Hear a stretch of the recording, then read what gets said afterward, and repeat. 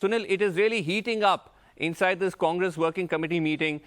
We're seeing now repeated attacks on these so-called dissenters. Rahul Gandhi, we are told, Sunil, has made a second intervention targeting these dissenters. Now he's alleging that these dissenters, or the letter was written in tandem with the BJP.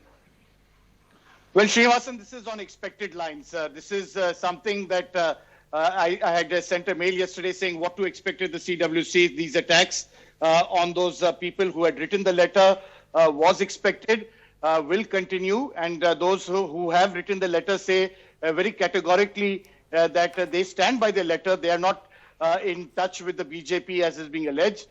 They have not at all criticized the Gandhi leadership, and that is why they're keeping quiet at present as they continue to speak and make those frontal attacks.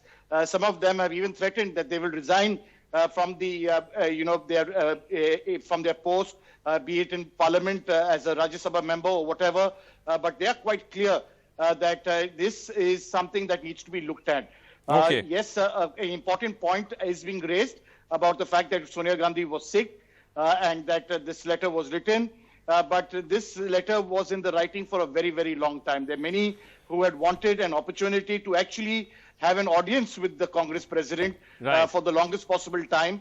That didn't take place, and that's why this has happened.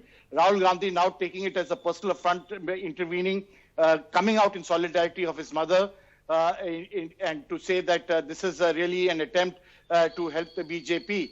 But having said that, if you really go into the core issue, most Congress leaders from top to bottom have raised those fundamental questions that are there in that letter, which now, of course, is being given a political overtone. Right. But we'll have to wait and watch and see how things overflow, because unlike, as I said, and I keep referring to the template of 99, where there was that demand to expel them, this time round, if they do go ahead with a decision like that, it will be counterproductive.